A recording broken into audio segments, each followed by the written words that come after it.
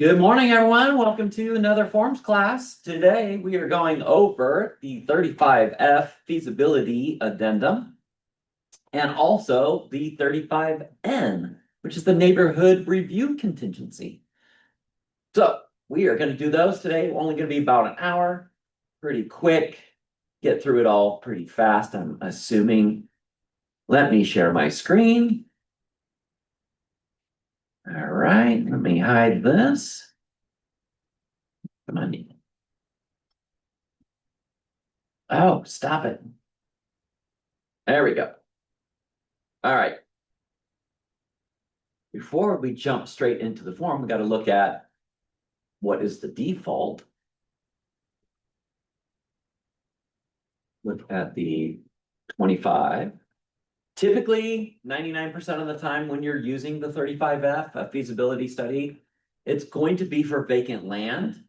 You can use it, on residential if there is a house there where we are supposed to be using residential once in a great while, and you might, if it's depending on someone's loan type and whatnot. They would want you to use Form 21 instead of a 25, but then you'll have to take direction from the lender on exactly what the case is. But on the vacant land Form 25, there is a default section that says for number 15 that there is a feasibility contingency, and it says expires days after mutual acceptance, or it's just satisfied and waived. Obviously, if you're going to be doing a feasibility study on property, waiving it without actually doing one is extremely dangerous when it comes to vacant land.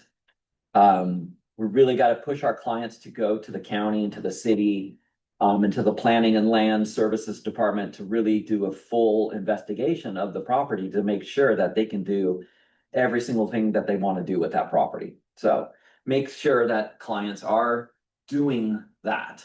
And I would do that in writing via email. Say, please reach out here. It's okay for you to give the contact information. It's okay for you to call.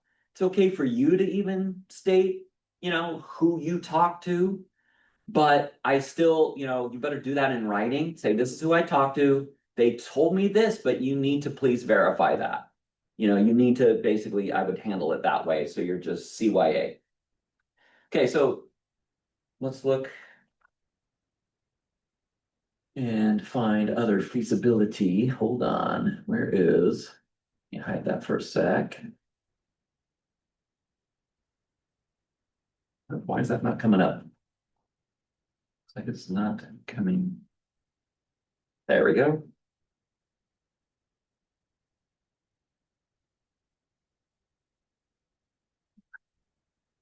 So here's all the places where you can find feasibility. So the feasibility default, and this is the section we needed, is F.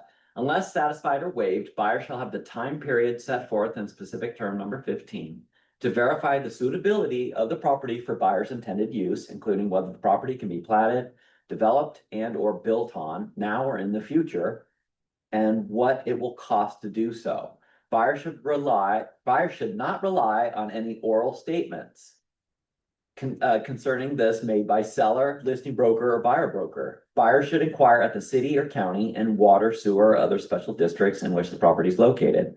Buyer's inquiry should include, but not be limited to, building or development moratoriums applicable to or being considered for the property, any special building requirements, including setbacks, height limits, or restrictions on where buildings may be constructed on the property, whether the property is affected by a flood zone, wetlands, shorelands, or any other environmental sensitive areas, road, school, fire, and any other growth mitigation or impact fees that must be paid, the procedure and length of time necessary to obtain plat approval and or building permit, sufficient water, sewer, and utility and any service connection charges, and all other charges that must be paid. Buyer and buyer's agents, representatives, consultants, architects, and engineers shall have the right from time to time during and after the feasibility contingency to enter onto the property and to conduct any tests or studies that buyer may need to ascertain the condition and suitability of the property for buyer's intended purpose. Buyer shall restore the property and all improvements on the property to the same condition they were in prior to the inspection. Buyer shall be responsible for all damages resulting from any inspection of the property performed on buyer's behalf. Seller shall cooperate with buyer and obtain permits or other approvals buyer may reasonably require for buyer's intended use of the property, provided that seller shall not be required to incur any liability or expenses in doing so. If buyer does not give notice of disapproval on or before the time period set forth in specific term number 15, this feasibility contingency shall conclusively be deemed satisfied. If buyer gives timely notice of disapproval, then this agreement shall terminate and the earnest money shall be refunded to buyer. The feasibility contingency addendum MLS form 35F, if included in the agreement, supersedes the feasibility contingency in specific term number 15 and this general term V. So very clear that if you use the form of the 35F, it's going to supersede any of the conflicting terms in there. So now when we read the next form and a breakout of this, now you'll see what's the difference. So Karen, you want to read A? A, use. Use this form if buyer wants an opportunity to investigate if the property is suitable for buyer's intended purposes. It gives buyer an opportunity to determine if buyer can develop the property as intended, or if buyer can construct improvements on the property as intended. Yeah. So there's what they can do. Home inspection. This form is different than the inspection addendum form 35, which allows buyer to inspect the improvements on the property. This form allows buyer to determine if the property can be used in accordance with buyer's intentions. If buyer wants to inspect the improvements currently on the property, use form 35 instead, or in addition to this form. If you ever have a property that's, listed as vacant land, and there is a home on the property and it's like, filled with mold or whatever, you know how a lot of times these houses are just like really bad shape. If the buyer actually wants to inspect that property, the house, the improvements themselves, you must include the 35 to do so. The 35F does not give them rights to inspect the improvements. It's only for the vacant land. If they were going to tear down the house, they don't care. You would still just use your 35F. You wouldn't even use a 35. Any questions on that? We've had deals where buyers in the past were like, oh, we're going to inspect the property too. Like, well, you guys only did a feasibility. You only included a feasibility. Yeah, but they might want to save this house. Okay, well, you should have used the 35. Why? What do you guys think? Very similar to a question I asked weeks ago when we did the 35.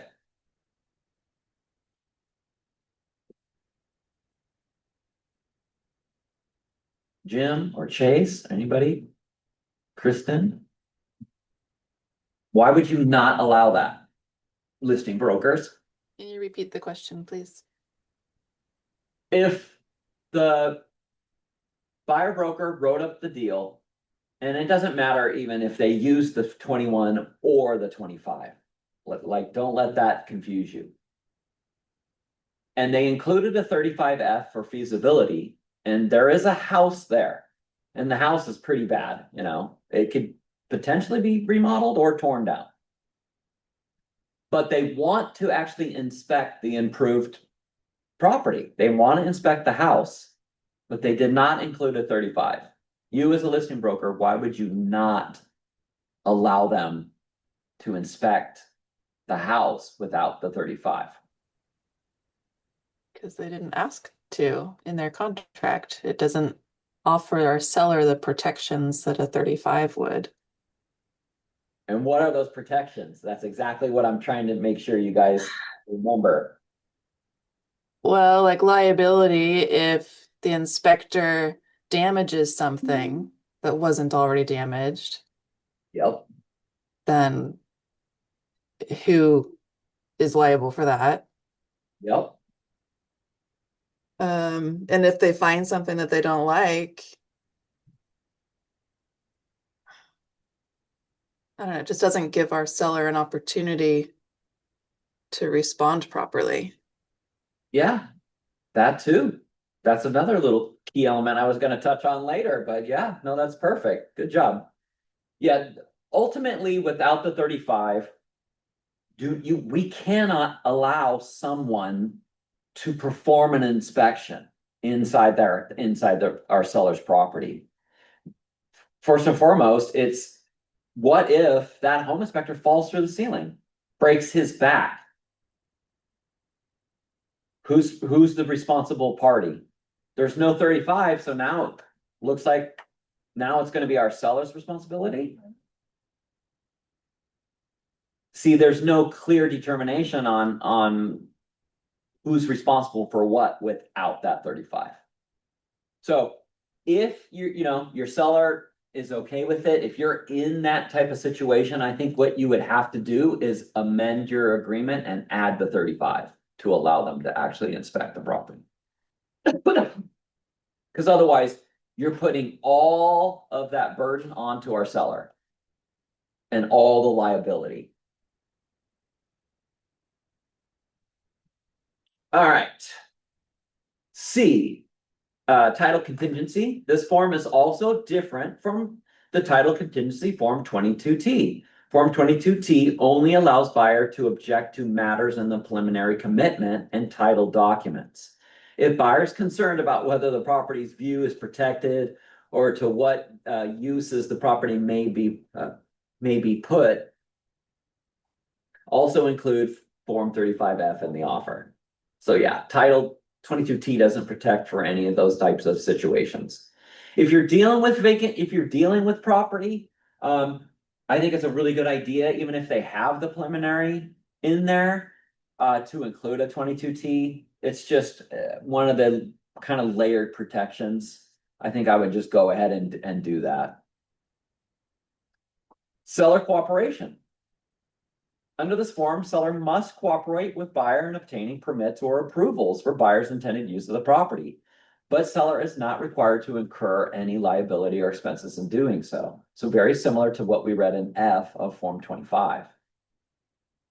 And then last but not least, there's this huge difference between the 35F and F in 35F. And that is the waiver or termination. By default, buyer will automatically waive the feasibility contingency if buyer does not take affirmative action to terminate the agreement by giving appropriate and timely notice. However, the form also contains an option which forces the agreement to automatically terminate if buyer does not take action within the time allowed. If the automatic termination option is not affirmatively selected by the parties, the default provision applies, which is waiver.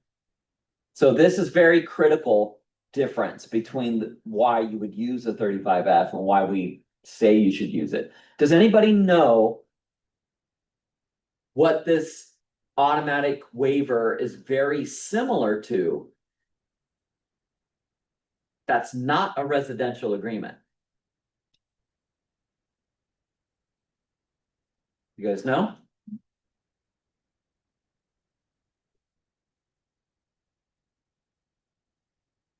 I'll give it to you. So this is very similar to commercial deals. Commercial deals have this in them. Pretty much it's defaulted that if you don't give the notice to move forward, it's automatically just terminated. Why do you think this is a better, why do you think that's a better route? What do you think?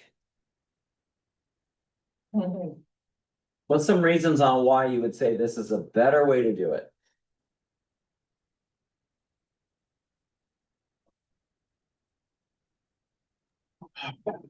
Well, it gives buyer more protection, doesn't it? Like if it automatically moves forward, but buyer has not maybe gotten enough information about actual feasibility, then he could end up being stuck with a property that he can't use. Exactly. Who's responsible for these deadlines, right? Getting paperwork done? Brokers. Are brokers late? Do brokers mess up? Yeah. I actually really love the fact that if you don't automatically, if you don't give the approval, then it's just automatically done because it's a fail safe that if timelines are missed, it's automatically protecting our client. In the commercial, world, the other thing, the other aspect why I want you guys to really like think about this is you got the whole fact that the buyer, when they actually sign a document saying, hey, I approve the feasibility, that's way different than, oh, it's waived, now I gotta buy it and moving forward, right? So the feasibility form that you're gonna have to use is gonna be in the 90s. And I thought it was 90F, but could be wrong. Hmm. Yeah. Oh, there it is. 90p. So you would use a 90p, and then this is where you're gonna either notice of satisfaction or notice of termination. So in the middle of the deal during your feasibility, and they're like, oh yeah, this place is a wetland, swamp, I'm not gonna be able to do anything with the property. You would use the 90p, you would mark the box, buyer would sign. Done. And if earnest money's been deposited, you need a Form 50 to go along with it. Whenever you're in the 90s, typically you're using the 50 with it to always get the earnest money back because escrow needs that agreement between both parties to release the funds. Now, if the buyer's going to approve it before that deadline on the 35F, then you would have to mark this box. The notice of satisfaction feasibility contingency is approved, right? And buyer approves the results of the feasibility study of the property and elects to proceed with the transaction on the terms in the agreement. So the rest of the terms are going to move forward. When is the financing due? When is all those other elements is going to move forward. And it's not needed. This is a notice, right? All notices only need one side of the party's signatures, right? So this is a notice. That's why it doesn't have seller's signatures anywhere. So you would just be having your buyer sign and then sending the 90p. Okay, so let's look at the. Oh yeah, and then of course initials and dates. Let's look into the form itself. Kristen, you want to read one? If you can. Your Yeah. screen's up. Thank you. Feasibility contingency. Buyers shall verify within blank days, 20 if not filled in, after mutual acceptance, the feasibility contingency expiration date, the suitability of the property for buyer's intended use. This feasibility contingency shall conclusively be deemed waived unless buyer gives notice of disapproval on or before the feasibility contingency expiration date. If buyer gives a timely notice of disapproval, then this agreement shall terminate and the earnest money shall be refunded to buyer. Yep. So over to the 25, right? Go back to not F, but what is that? 15. There's no default, right? So there's no default. So there's your major, your first major difference that it's defaulting to 20 days. What is a good amount of time for a feasibility study? Do you guys know? Karen says 30. Kristen, Chase, I'll go 20. you're gonna go 20. Probably depends on the property. There you go. Depends. Honestly, I mean, if the property was, okay, the seller's like, yes, I've got the preliminary plat approval, I've got the plans are approved. I mean, if it's kind of like ready, 20 days is about okay. Because you gotta double verify all this stuff. And don't forget, you gotta work with county and city people. So you got, okay, I'm going down to their office. I need to verify here. It says that this is plans for this tax ID. And I divide it to this and they're like, yeah, okay, yeah, great, okay. Here's the plans. Are these approved? And they're like, well, preliminarily, I mean, we gave the first approval, but it's not a final approval. Okay, what is it gonna take? Oh, well, go talk to the architects. Go talk to the planning land service department, see if water's available, power, sewer, gas, any utility you need. Oh, are there gonna be a requirement to put a fire hydrant? Oh, will I have to do paved streets? Will I have to do sidewalks? All these like crazy things that if you don't ask and find out what it's gonna need, you'll end up, being stuck, paying it later or you won't get approval.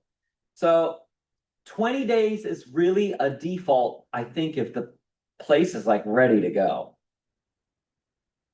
Realistically, you need at least 30, 60, 90. I mean, it really is going to come down to the property.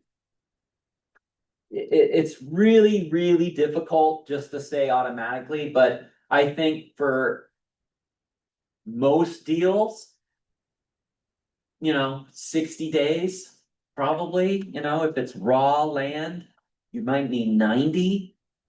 Because you're talking a really long time. If, oh, you can't get sewer lines, now you're gonna need septic. Septic designs, does the land perk? You need perk tests done. A lot of times sellers would do those, sometimes sellers don't, and then you have to do them. That means if you do them, you gotta pay for them, and you gotta return the property after they dig the holes. And see what the water does, for drainage and soil tests. Then you'll have to take the property, get it back to its same condition. You gotta hire them, they go back out and fill in the holes. And they have to like properly do stakes and, fence thing around it to make sure that no one falls in it. All this other stuff that is like just crazy. So timeline is really gonna come down to a case-by-case scenario. There is a company that does feasibility studies for you, for the client. And they're called Lot Launcher. And their website is lotlauncher.com. And they do stuff all over. They can go high level to low level. It just depends on what you want to pay. You can even bring them on as a general. I don't know anyone who's done that. I know a lot of people who have hired them for their feasibility studies. And they will basically tell you what you can and can't do. Fees are anywhere from, $1,200 all the way up to 25 grand. It just really depends on what you're going to have them do. But they can do a lot of different stuff. But lotlauncher.com, go there, check them out. They've been in here once and talked to us. Is it last year or the year before? All right, so buyer due diligence. Buyers should not rely on any oral statements concerning the property made by the seller, listing broker, or buyer broker. Buyer should inquire at the city or county in water, sewer, or other special districts in which property is located.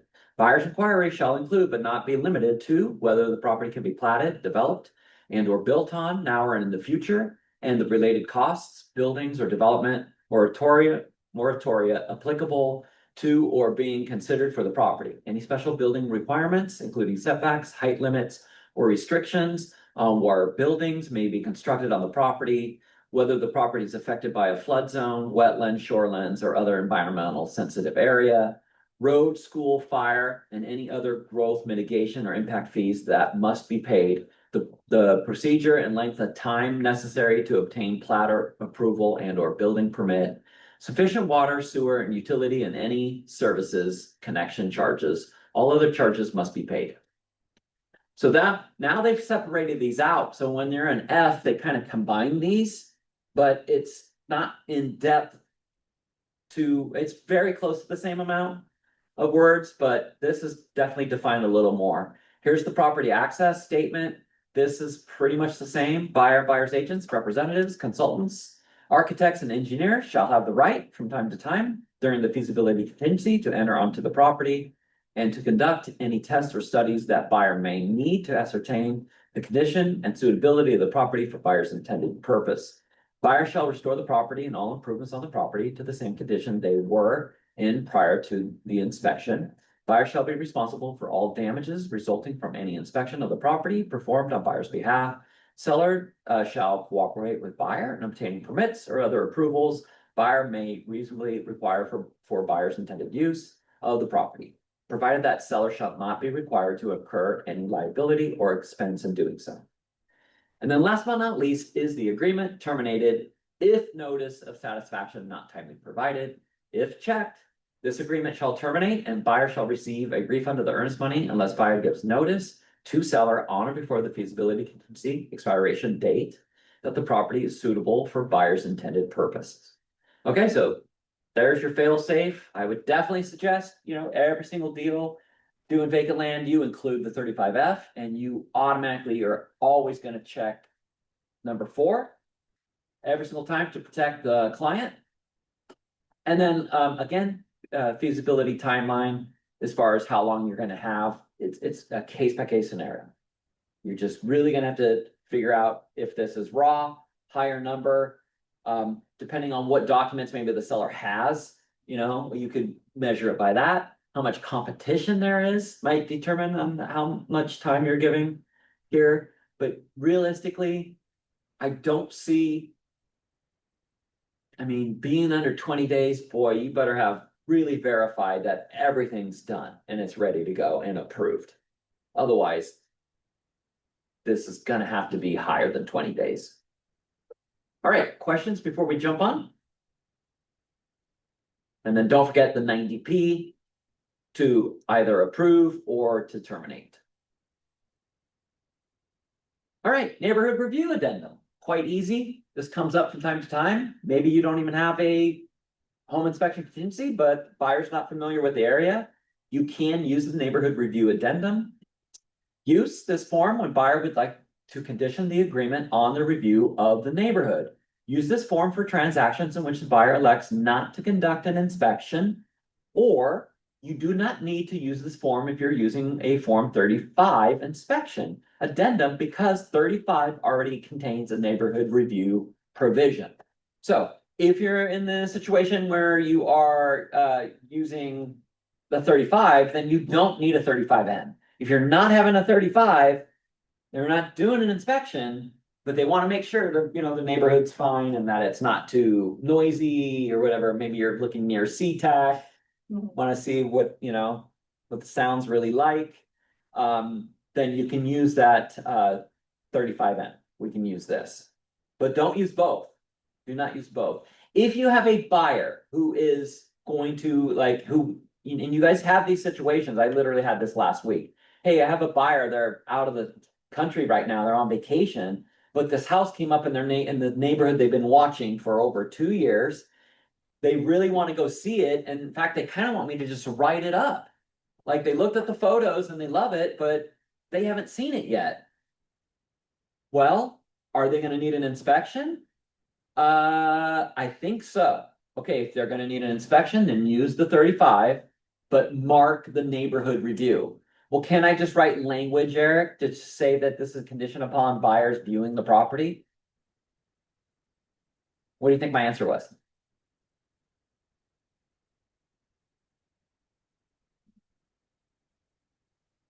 No, why are you drafting language when there's a form for that? There's a form for that. There's a form for that. Typically, there's forms for these situations.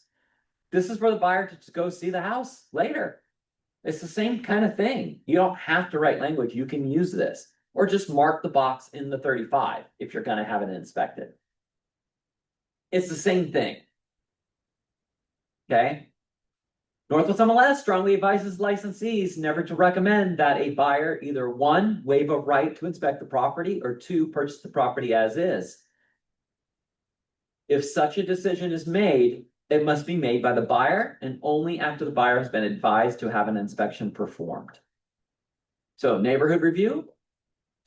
The buyer may wish to include in the agreement an opportunity to perform a neighborhood review. The neighborhood review allows the buyer to verify in the buyer's sole discretion that the conditions in the neighborhood are consistent with the buyer's intended use of the property. Northwest MLS provides a neighborhood review provision because, as a practical matter, many buyers expect an opportunity to review the neighborhood's condition before closing. In the past, the lack of neighborhood provision in the agreement has caused misunderstanding because the buyer intended to use the inspection contingency period to conduct such an investigation. By specifically providing this form, seller will know upfront that the buyer's intentions are what they are, right? And misunderstandings can be avoided. The form provides that the buyer must give a notice of disapproval of the neighborhood review within 3 days, or as otherwise agreed of mutual acceptance, or the neighborhood review condition will be deemed satisfied. Of course, just like any other contingency, seller may refuse to agree to a neighborhood review. So, assistance in filling in the blank, the date, buyer's name, property address. Here's the neighborhood review. Karen, want to read neighborhood review? Neighborhood review. Buyer's inspection includes buyer's subjective satisfaction that the conditions of the neighborhood in which the property is located are consistent with buyer's intended use of the property, the neighborhood review.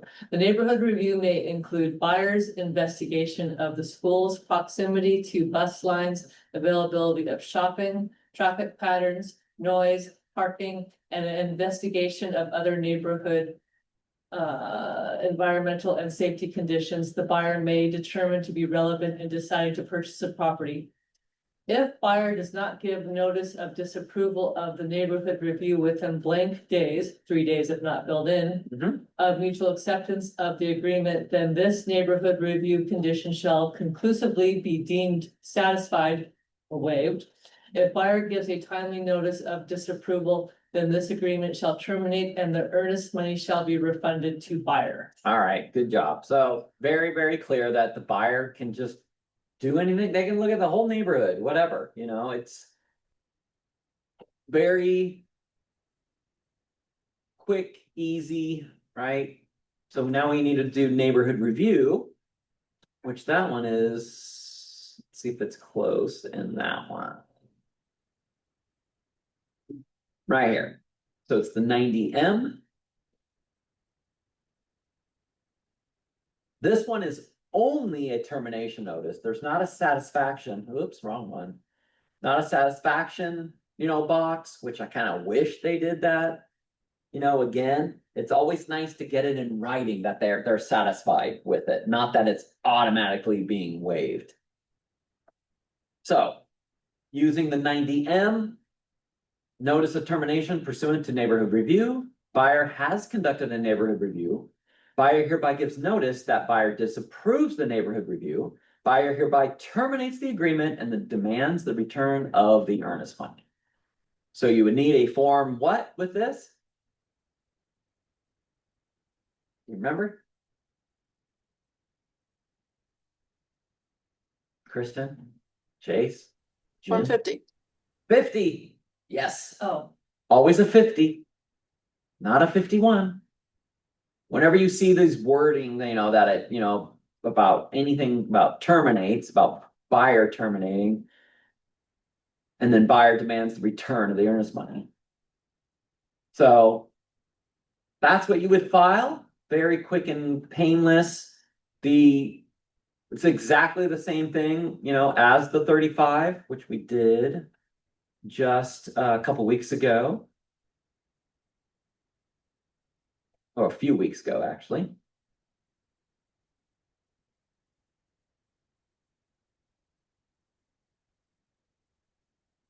So at the very last box, there's the exact same thing, default to the same days. So if you're doing both an inspection and you're gonna use that, use the neighborhood review. There's been, I know, a couple of cases where attorneys, were representing clients and they were upset. They bought a property, waiving inspections. And then there's like crazy noise, like you're near SeaTac, you're near any of the airports. Another one is on the islands, off of Woodby Island, the bases. There's bases there. In Bremerton, there's other noise there. There's a bunch of areas that have some acute noise. Or there's ones by schools where there's like tons of traffic. There's like a couple of areas where there's neighborhoods where there's a street where all these cars will line up, to pick up their kids because they walk through the back of a neighborhood rather than going to the front and getting in those giant long lines. And we've had complaints about that where buyers have like, oh my gosh, like if I would have known this was gonna be like this, I wouldn't have bought here. This is a pain every single day of school, twice a day. In the morning and in the, that late after or in the, late afternoon, there's crazy amount of traffic over here. It's terrible. So these are the kinds of things we've heard, that people complain about. So neighborhood reviews are okay. I know they rarely get used. Because you figure, oh, you can check all this out during the inspection. And of course, just like the form said, yeah, a seller could say, no, I don't want to include this, I don't like you either like the neighborhood or you don't. Like have the inspection for the house, but I don't like, we've had that too. So it just depends. Eric, is this just largely up to the buyer's opinion? One man may think it's noisy, one man may think it's not noisy, and there's no 100%. there's no burden of proof on any of that. It's just your opinion. Yeah, it says Exactly. subjective satisfaction. Yeah. It's exactly that. And it literally, yeah, it highlights that. It's in that second line, literally. And the reason, see, this is the thing, like brokers all the time get upset when they have a 35 in there. Listing brokers get angry. 35's in there. They mark their days. They don't show up. They don't do an inspection, and then they just terminate. And they're like, why are you guys terminating? And they're like, oh, the buyer just didn't like the neighborhood. It's just too. Well, that's not an inspection of my home. Do you see how like someone can argue that point? That's why whenever buyer brokers, whenever you are terminating based on an inspection contingency, you do not give reasons. Do not give a reason, and especially don't say the freaking dreaded line that everybody hears. It's, oh, buyer got cold feet. I swear I'm gonna buy some John L. Scott wool socks to keep our buyers' feet warm so they don't freak out. Because that's not a legal excuse. You do not want to say that. Do not say that phrase. You should never be saying that phrase. What you need to say is, I'm sorry, Karen, but the buyer has elected to terminate based on the inspection. Well, they didn't have an inspection, Eric. I'm sorry, Karen, the buyer's exercising the right to terminate the agreement based on the inspection. You dirty dog. Yeah, sorry. Sorry. That's all you can say. Well, give me a reason. That's the reason. You just can't say anything. When you say something, you are giving them ammunition they can use against you. Because if you said something like cold feet or they didn't like the neighborhood at night, well, you didn't mark a neighborhood review contingency. Yeah. The form's a get out of jail free card, the 35 is, but when you don't go and do the inspection, it's one of those things that you'll get attorneys who will argue that, oh, you didn't even do the inspection. They'll try that. That's why you don't say anything, and then you're protecting the client. So I get calls all year long about this. So if it's something like that, and the buyer's not sure, you might wanna, discuss. I know some brokers literally, they'll mark 10, and this is one of the boxes, the lines there on number 92 that they will not fill in on purpose. They're just hoping listing broker doesn't even look at it. They don't see that it's marked and filled in. Because think about it. On this page, you really go to the section of, everything else might be filled in. Most listing brokers, their eyes are going to be glued to these sections. They don't even typically even look down at the bottom.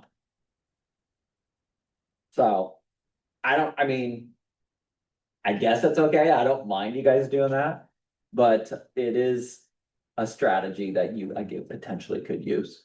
So Eric, so checking that box on, what was that, line 10 of the 35, is that essentially the same as including a 35N? Yeah. Okay. Yep. It's just like if you're not doing a 35, but Exactly. you want the neighborhood, then you do a 35N. Yeah, that's exactly what we read right in the beginning. It's like, Okay. Just you gotta- clarifying, I'm in and out of this class with phone calls, so sorry if I'm overlapping. Nope, that's good. All right, guys, that's it for today. Unless you have any more questions, anything else, you guys? And this is a quick one, but we gotta get through all these forms. All right. How often do you see this countered out? Like you said, it's pretty rare to see the neighborhood review. How often does it actually stick and cancel the transaction? It happens. It's more rare than someone just using the 35 to terminate on the 35R. A lot of times they just, even if they're doing an actual neighborhood review and the box is not marked, they're still using the 35R to terminate, and then including the 50 to get their earnest money back. So it's not very common. But it does happen. And again, it's more so for those neighborhoods where it's near bases, it's near airports, near loud, noisy, areas where people really do want to make sure it's going to be okay. I mean, that's when you really want to make sure you're using one, because the client wants to measure the noise. That's where you're for sure going to mark it. You for sure are going to fill it in. Even if you are doing an inspection on the property too, maybe Right. first and foremost, they want to know, well, how the heck, how loud is it really going to be living in SeaTac by the airport, especially on their flight path? Yeah, it could be. Cool. Not always. Not always. Yeah, there's some areas, so plenty of houses over there, and it's like, yeah, it's not that bad. The Renton Airport too, the Law's Yeah. is right above it. Yep. Cool. All right, you guys, thank you for making it today. We will see you on the next one. Bye, guys.